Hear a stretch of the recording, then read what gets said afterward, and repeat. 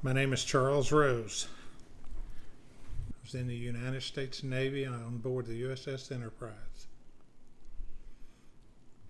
I want to tell you a little story about that. I was actually drafted into the Army, and had my physical done, was sworn into the Army, and then they let us come home for a week. And when I got back home, I went to the Navy recruiter and talked to him, and we swapped 2 years of the Army for 4 years of the Navy. That was in boot camp, and it was totally weird. It was, you felt alone because it was all new and strange. But after a couple of weeks, it was just, you started learning people's names and getting friends, and everything kind of went good from there. I got to visit Rio de Janeiro, Brazil, the West Coast, San Diego, San Francisco, Hawaii, and of course then we went to Vietnam. And while we were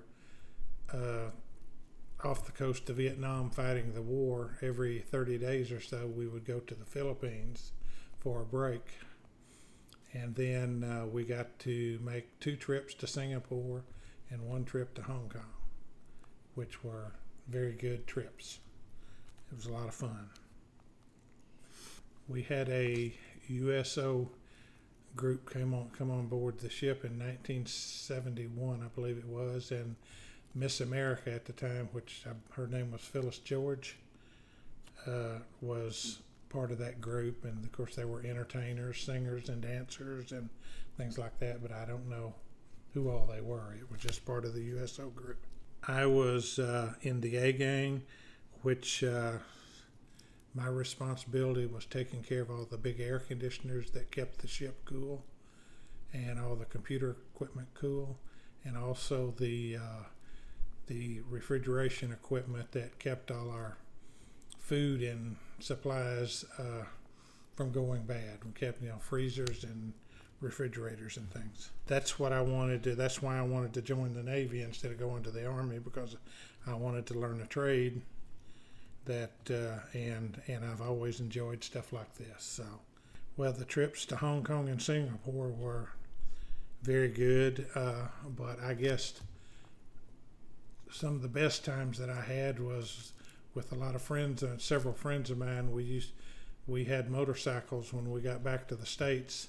We rode all over California on the motorcycles, spent our weekends and our days off away from the ship, just running up and all over California, all the way up and down the coast to Lake Tahoe and things like that. So, well, we didn't have electronics back then to speak of, so it had to be letters. So, and I wrote letters and sent them home as often as I could. The food was actually good, especially when the first 3 or 4 days after we left port and went to sea, because we had fresh food then. And again, the fresh food would run out after about 3 days.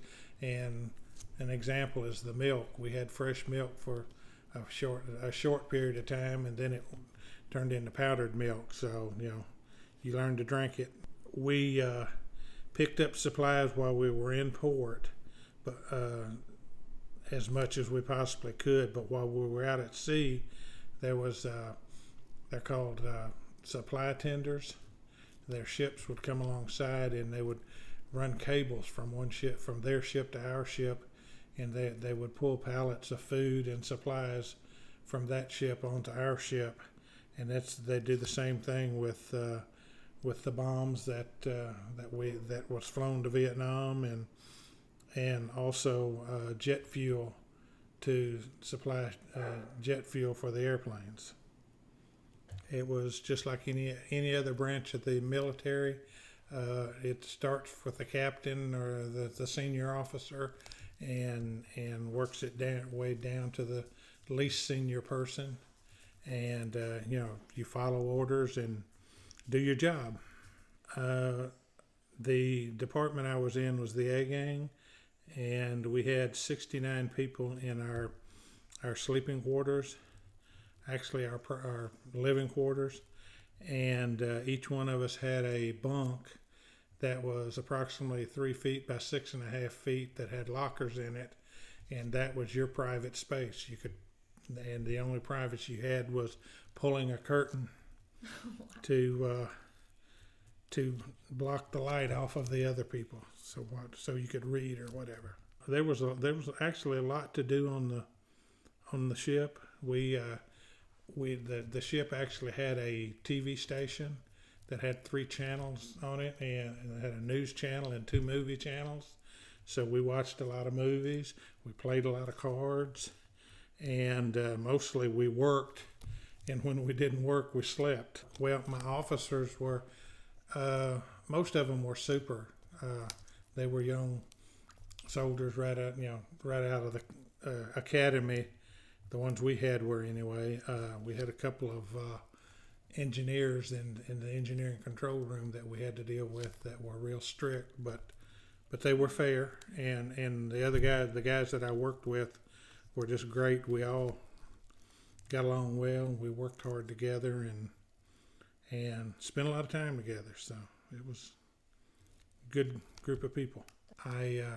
We were in the Philippines, and I got a call from our office saying that I had 4 hours to get ready to go home.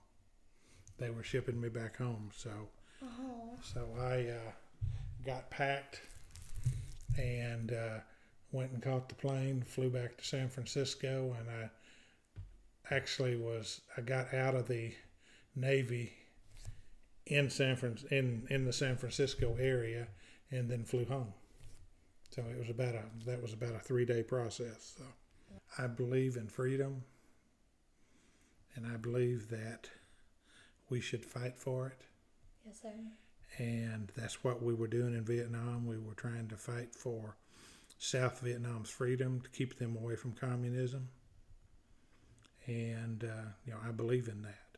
I don't like the idea that Americans die because of it, but